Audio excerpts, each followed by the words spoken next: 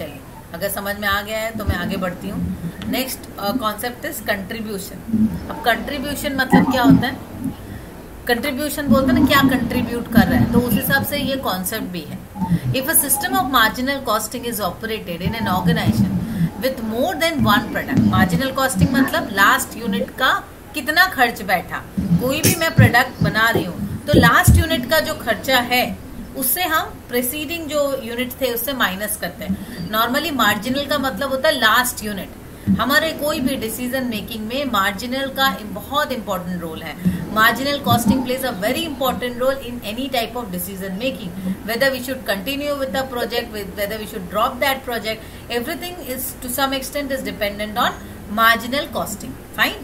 If a system of marginal costing is operated in an organization with more than one product, it will not be possible to ascertain the net profit per product because fixed overheads are changed in total to the profit and loss account rather than recovered in product costing.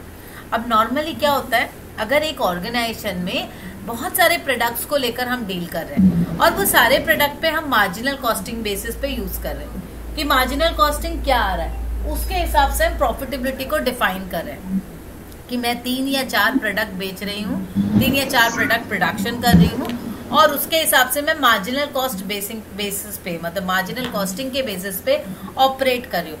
Then it will not be possible to ascertain the net profit per product. हर product का net profit नहीं निकाल सकते क्योंकि फिर fixed cost को लेकर झमेला होगा, क्योंकि फिक्स्ड कॉस्ट जो ओवरहेड है वो तो सबके ऊपर लग रहा है ना, जितने भी प्रोडक्ट्स हैं।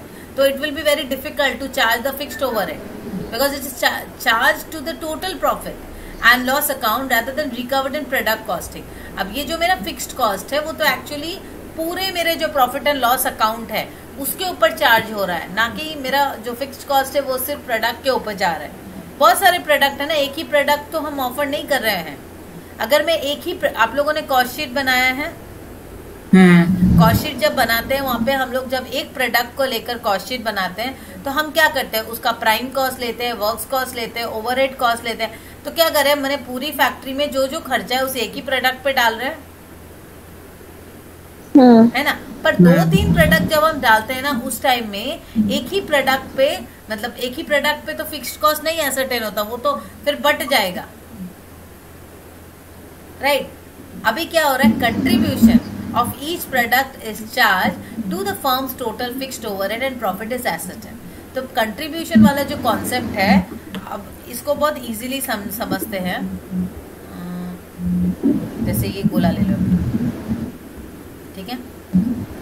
अब मैं ले रही हूँ कि चलो 3 या 4 मेरा टोटल फर्म का जो मेरा टोटल रेवेन्यू है it is coming from this different sources. ये मेरा प्रोडक्ट है X, product Y, product A and product B। ये जो टोटल गोल है this is 100%, this equals to 100%। अब इसमें इतना परसेंट X, इतना परसेंट Y कंट्रीब्यूट करा, इतना परसेंट A, इतना परसेंट B। इसका मतलब अगर मैं मानू, जैसा हमें गोला को फिगर को देखकर लग रहा है, और एन एवरेज ये 25-25 करके कंट्रीब्यूट करा सब में, 25% करके ही तो चारों कंट्रीब्यूट कर रहे हैं। तो जब आपका रेवेन्यू टोटल 25-25 करके रेवेन्यू इन लोग कंट्रीब्यूट कर रहा है तो उसी हिसाब से इन लोग तो फिक्स्ड कॉस्ट जो है, खर्चा जो है, इन लोग वैसे ही कर रहे हैं, बिल्कुल ठीक है। तो उसी हिसाब से यहाँ पे बात चल रही है कि कंट्रीब्यूशन का, the contribution of each product. अब मेरी कंपनी है, मेरी कंपनी में बहुत सारे प्रोडक्ट बन रहे हैं, 3, 4, 5 ऐसे। तो the contribution of each product is charge to the total fixed overhead and profit is ascertain. Total fixed overhead कितना है, कितना खर्चा हमारी फर्म का है, उसके हिसाब से बाकियों ने कितना प्रॉफिट भी डाला है। So contribution is actually the difference between the selling price and variable cost of sales. Normally formula होता है contribution is equals to selling price minus variable cost. क्यों वेरिएबल कॉस्ट ऑफ सेल्स लेते हैं, क्योंकि हम लोग यहाँ जितना भी चीजें की बात करें वो सारे मार्जिनल कॉस्टिंग से रिलेटेड है। When we are taking decision for the firm we are not confined to fixed cost, क्योंकि फिक्स्ड कॉस्ट हमें ज्यादा हेल्प नहीं करेगा। मार्जिनल कॉस्टिंग ही हमें डिसीजन, मतलब जो वेरिएबल कॉस्ट है, वेरिएबल कॉस्ट को ही लेकर डिसीजन लिया जाता है कितना बढ़ रहा है, कितना घट रहा है, इस तरीके से। ठीक है। It is visualized as some sort of a fund or pool out of which all fixed cost irrespective of their nature are to be made, and each product has to contribute its share. The excess of contribution over fixed cost is the profit. अब सीधी सी बात है, जितना ज्यादा contribution आपका, access of contribution जो रहेगा over fixed cost is the profit. पहले हम क्या निकालते हैं, कंट्रीब्यूशन निकालते हैं। Contribution is selling price minus profit, ठीक है, वो आपका निकला कंट्रीब्यूशन। अब कंट्रीब्यूशन से आप फिक्स्ड कॉस्ट को माइनस करते हो, वो आपका टोटल प्रॉफिट निकलता है। क्लियर हो रहा है? अगर इतना कंट्रीब्यूशन नहीं है, मतलब कंट्रीब्यूशन वाली पार्ट क्या हो गई, कौन कितना कंट्रीब्यूट कर रहा है ऑर्गेनाइजेशन। क्लियर है ना? In normal circumstances, selling price contains an element of profit, but there may be circumstances when product may have been sold at cost or even at loss. Possible है। Normally हम लोग selling price जो बेचते हैं selling price पे, उस पे हमारा profit margin ऐड होता है, प्रॉफिट मार्जिन ऐड होता है, बट कभी कभी ऐसा नहीं भी तो हो सकता है ना। हो सकता है, लॉस भी हो सकता है, लॉस भी हो सकता है, लॉस पे भी बेच देते हैं लोग। Therefore, the character of contribution will have the following composition under different circumstances. तो ये जो contribution का different characteristic है, उसको पहले हम लोग जानते हैं।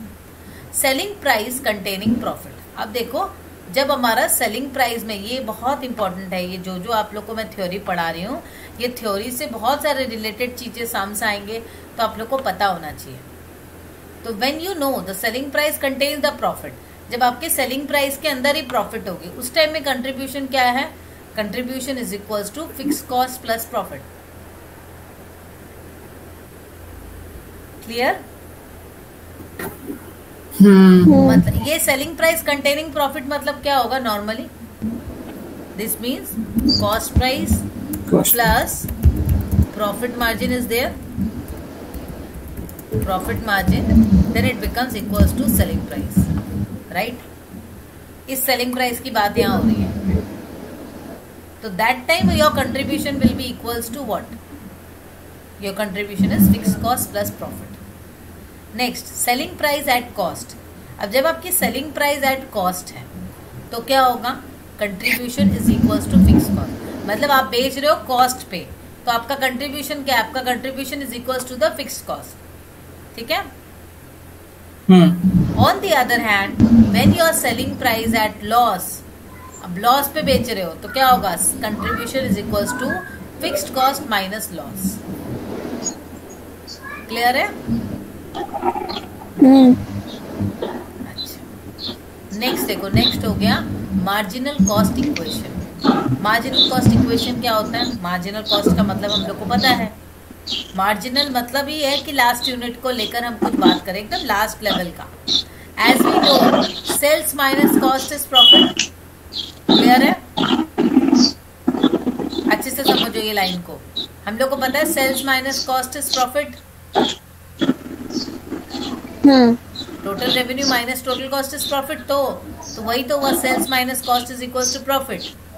क्लियर है? Yes ma'am. और सेल्स माइनस, अब कॉस्ट में क्या होता है, fix cost plus variable cost is equal to profit, right. Cost को बोल रहा है, कॉस्ट मतलब कॉस्ट में क्या इंक्लूडेड है, fix cost plus variable cost. Yes ma'am. और sales minus variable cost is equal to fix cost plus profit. We can ascertain this relation. That is, sales minus variable cost is equals to fixed cost plus profit. Clear है? चलो next formula में आ जाते हैं। ये है profit volume ratio. हमने already cost volume जो है, कॉस्ट वॉल्यूम प्रॉफिट एनालिसिस कर ली है। अब हम लोग यहाँ पर स्टडी कर रहे हैं प्रॉफिट वॉल्यूम रेशियो।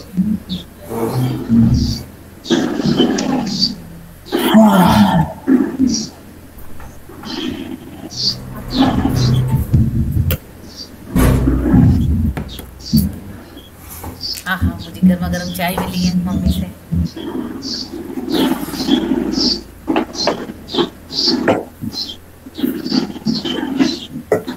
चलो अब प्रॉफिट वॉल्यूम रेशियो के बारे में बात करें। The ratio of percentage of, अच्छा पहले आप लोग एक काम करो, आगे नहीं बढ़ती हूँ, एक मिनट।